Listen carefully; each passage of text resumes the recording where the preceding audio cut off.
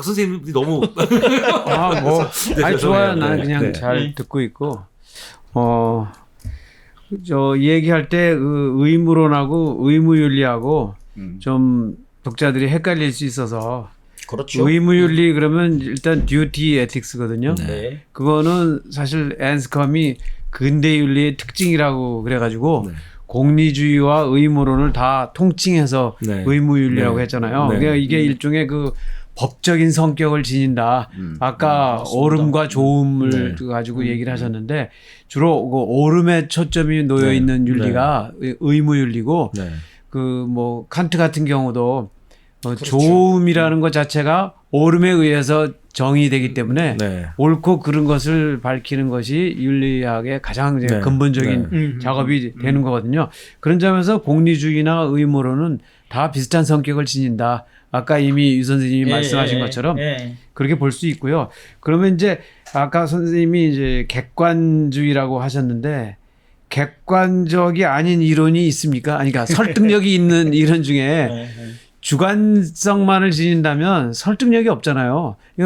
당연히 저는 객관주의를 표방한다는 거는 설득력 있는 윤리 이론을 주장하고자 하는 자는 당연히 타인들도 보편적으로 공감할 수 있을 만한 그런 이론을 주장했을 때 이제 물론이죠. 의미가 있는 것 물론이죠. 아니겠어요? 네. 그런 점에서 뭐 근데 이제 제가 객관주의, 주관주의 말씀드린 거는 결국에는 궁극적인 연원이 어디냐.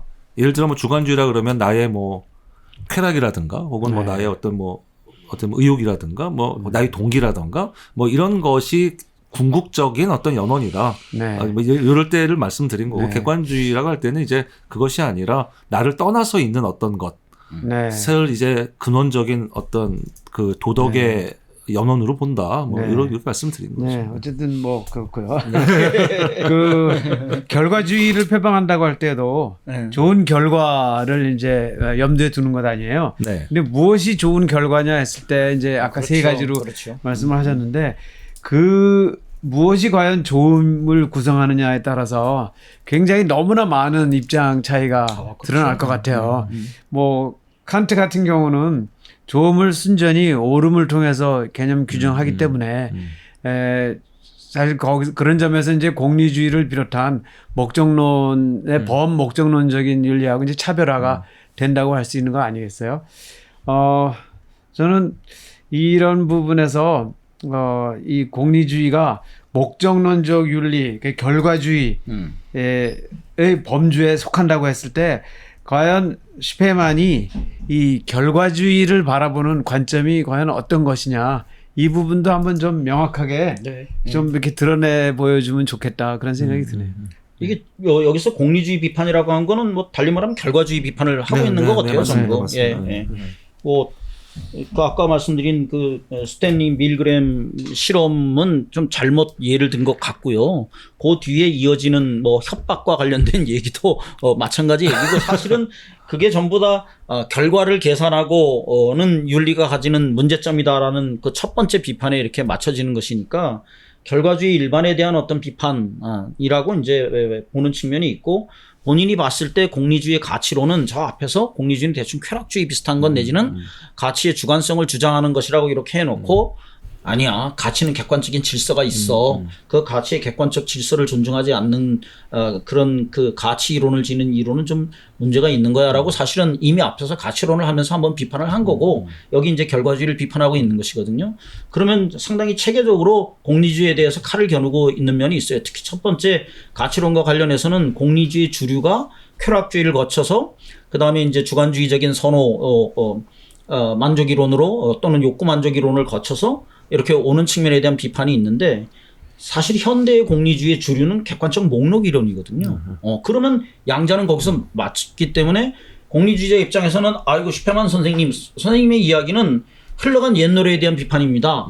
라고 말할 수 있는 여지가 있는 거고 객관적 그 목록 이론과 선생님 말하는 가치의 객관적 서열과 관련해서는 대단히 많이 유사성이 발견됩니다라고 말할 수 있는 거고 이 결과주의에 관련해서는 아니 그렇게 주장한 공리주의자는 아무도 없는데 너무 조악한 공리주의를 얘기하거나 아니면 비판을 위해서 만들어낸 상상성의 공리주의를 비판하시는 것 같습니다라는 이제 그런 비판을 할수 있죠. 응답이 네, 가능한 네, 거죠. 네, 공리주의 네, 입장에서는. 네. 또 아마 슈페만은 그러면 좀 더 정치하게 나 이거 대중을 대상으로 내가 간략하게 설명한 것이지 좀 더 정치한 비판이 있을 수 있어. 이렇게 나올 수는 있다고 보여줘요. 다만 그 스탠리 밀그램 실험을 갖다 가져온 거는 이건 이 양반이 왜 그러실까?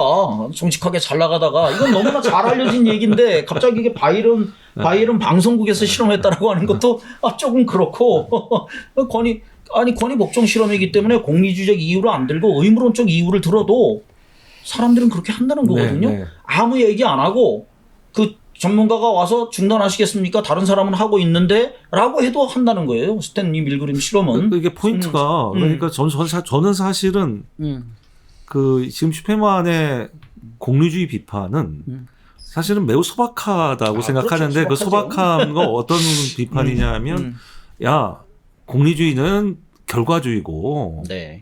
그리고 결과만 생각하면 이런 문제가 생겨. 네. 뭐 요거예요. 딱 그렇죠. 그만큼이에요. 그렇죠. 예, 그러면 예. 이제 그것만 놓고 보면 사실은 제가 생각할 때 이 장에서 공리주의 비판 자체는 만 놓고 보면 커다란 의미는 사실 좀 없는 것 같아요. 그런데 그때에 이제 제시하는 군데군데 보이는 인사이트들을 말씀을 드릴 건데 그 인사이트들이 제가 느끼기에는 왜 전체 부분의 구로 보는 게 왜 중요하다고 생각하냐 하면 여긴 물론 전혀 나오지 않습니다만 이 슈퍼맨식의 실제론적 객관주의 제 용어로 하면 이제 그게 관념론적 객관주의와 좀 차별이 되는 건데 결국에 슈퍼맨이 여기서 하고 있는 얘기 중에 가장 중요한 거는 결과만을 생각하면 이런 거 고려했을 때 이상하게 빠질 수 있으니까 너 확실한 몇 개 안 되는 것만은 지켜줘야 돼 이거는.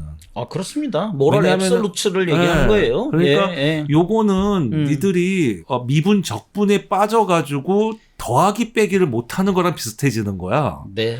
그런데 더하기 빼기가 제일 중요하잖아. 예. 그럼 요 얘기를 하고 있는 거고, 자, 근데 여기서 우리는 문제를 던지게 되잖아요. 야, 그 네가 얘기하는 그 더하기 빼기는, 당신이 얘기하는 그 더하기 빼기는 누가 옳다고 한 겁니까? 그게 정당성, 그건 어떻게 정당화할 수 있습니까? 왜냐하면 이게 핫플러스거든요. 힐합으로 치면 단적으로 옳은 거란 말이에요. 이 사람 표현대로 하면 이게 근거를 댈 수가 없는 그냥 옳은. 그러면 이거는 결국에는 어떤 절대적인 어떤 곳으로부터 그 정당성을 부여받을 수밖에 없는. 이 양반은 궁극적으로 그렇게 되는 거잖아요. 근데 이제 저는 오히려 이제 그 점을 높이 사는 거죠. 역으로.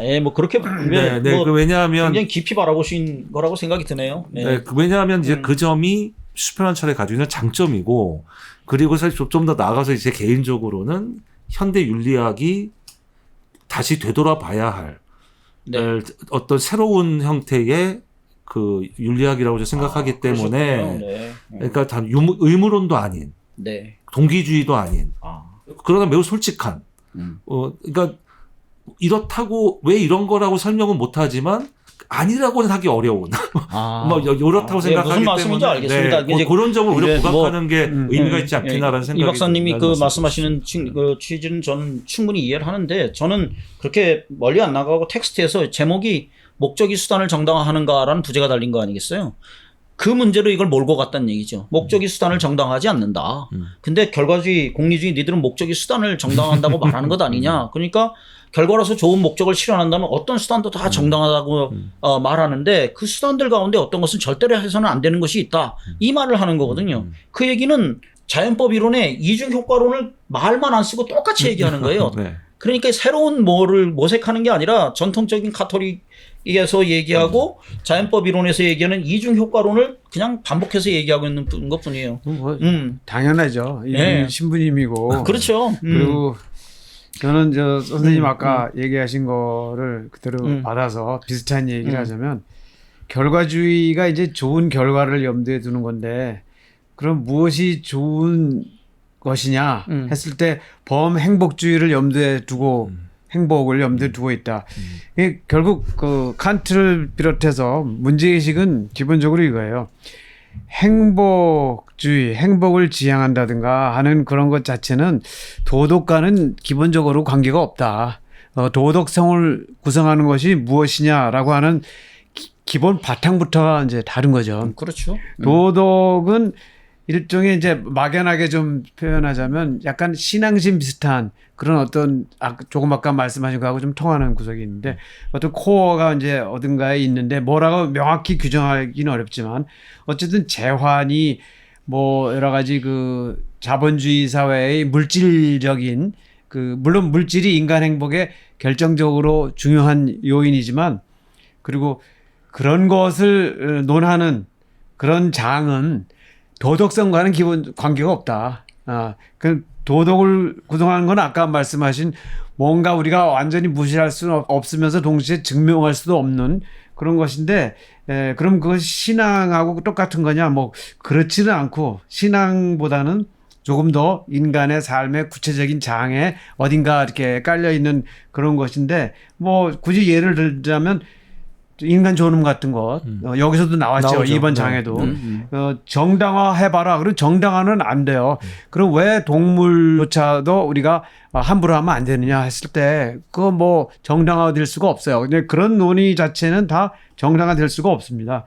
근데 출발점 자체가 칸트를 비롯해서 이 행복을 막연하게라도 행복을 지향하고자 하는 그런 관심을 도덕의 영역에서는 분명히 구분돼야 될 요인이다. 뭐 이런 관점이 밑에 깔려 있는 게 아닌가 그렇게 그렇습니다. 생각합니다. 예, 그게 아마 선생님 말씀하신 칸트적인 의무론과 공리주의의 가장 커다란 차이거든요. 벤담이 그렇게 얘기했거든요. 도덕이 인간을 위해서 있는 것이지 인간이 도덕을 위해서 있는 건 아니다. 그럼 인간이 무엇을 위해서 있는가? 인간의 좋음을 위해서 있다라고 얘기하는 것이 그걸 포괄적으로 행복이라고 표현한 거거든요. 그럼 우리는 무엇을 해야 되느냐? 할 수 있는 한 이 세상을 좋은 세상으로 만들어야 된다. 좋은 것에 관한 논의는 좀 달라질는지 모르지만 그러니까 이 얘기는 아까 좋음에 관한 얘기를 이제 칸트는 그렇게 형식적으로 정의했지만 더 멀리 올라가면 슈페만식의 그 앞에서도 선에 대한 이야기를 계속하고 아마 뒤쪽에도 계속 무엇을 얘기하면서 선에 관한 얘기를 할 거예요. 그거는 누구를 위한 선이 아니라 선 그 자체를 얘기하는 거예요. 선생님이 동의하시는 대문자주의. 네. 그런데 공리주의자들은 그런 선은 없다는 거예요. 그렇죠. 아리스토텔레스의 전통을 따라서 구프 X라는 거예요. 누군가에게 좋은 것만이 좋은 것이다라고 얘기하는 거니까 그 좋은 결과는 결국 유정적 존재에게 좋은 것, 최소한 의식을 지닌 존재에게 좋은 것이라고 말해야 된다는 데서 출발하고 있는 것이어서 그걸 행복이라고 표현해가지고 행복주의라고 표현하는 것이지만 그거보다는 실질적인 내용 중심의 윤리학, 그렇게 그런 의미에서는 아까 선생님이 말씀하신 것처럼 공리주의하고 슈페만하고 통하는 데가 있는 것 같아. 가치를 중심으로 윤리를 쌓아 올려야 된다고 얘기하는 데는 통하는 게 있는 것 같아. 뭐 그런 측면은 이야기할 수가 있는 것 같아요. 그게 공리주의의 출발점에서 그렇게 멀리 있는 건 아니에요. 생각보다. 이런 건 있어요. 저는 이제 어떻게 그건 자스님하고 조금 다를 수 있는데 제가 보는 슈페만은 굳이 따지면 의무론, 우리가 통상 이야기하는 의무론, 그렇죠. 동기주의적 의무론, 동기주의 의무론보다는 공리주의에 더 가까워요. 오히려. 그러니까 칸티안은 아닌 거예요, 사실 이 사람이. 그렇죠. 예. 그러니까 이 사람이 하는 얘기는 이런 식의 철학은 근본적으로 인간을 좀 겸손하게 하는 철학이거든요. 그렇다고 칸트가 그렇지 않다는 뜻은 아닌데, 야 너는 원래 유한하고 하니까, 그러니까 너무 맞습니다. 욕심내지 말고, 근데 네가 할 수 있는 거 해. 물론 이제 그 공리주의와 달라지는 지점은 공리주의에서는 의무가 중요해지죠. 아무래도 왜냐하면 이제 어쨌든 공리주의는 저는 의무의 윤리학이라고 맞습니다. 생각해요. 네, 그렇습니다. 그런데 이 사람에게는 의무보다는 향유가 더 중요한 것 같아요. 그러니까 어떻게 내가 좀 멋진 사람이 되느냐, 뭐 이제 그 어떻게 내가 좀 더 그 가치를 좀 더 봐내느냐, 뭐 이런 게 이제 중요한 것 같아요. 근데 그런 점에서 보면 가치 앞에서 항상 무력하니까 한편으로는 인간은 좀 겸손하게, 인간은 우린 좀 부족한 존재야. 약간 이런 면이 있는 것 같은데, 칸트는 사람 보는 사람에 따라 다른데, 이쪽 라인에 서 있는 사람들, 그러니까 뭐 대표적으로 아이리스 머독, 이게 이제 칸트를 비판하는 이유가 그거거든요. 칸트는 너무 인간을 높은 데도 올려놨다는 거예요. 뭐 그렇게 볼 수도 그런 면이 있겠죠. 없진 않거든요. 그러니까 이제 칸트를 보는 시각에 따라 다르긴 하겠지만 입법자유주의로 올려놨으니까. 네, 올려놨으니까. 입법자유주의로 올려놨으니까. 그러니까 상당히 실제로 칸트가 이 사변이성 측면에서는 인간의 유한성이 굉장히 많이 드러나지만 실체이성 측면에서는 사실 인간이 상당히 많은 걸 신성을 성취할 수 지니고 있는 있는 존재죠. 그런 느낌이 좀 있거든요. 근데 이 시점에서 저는 그동안에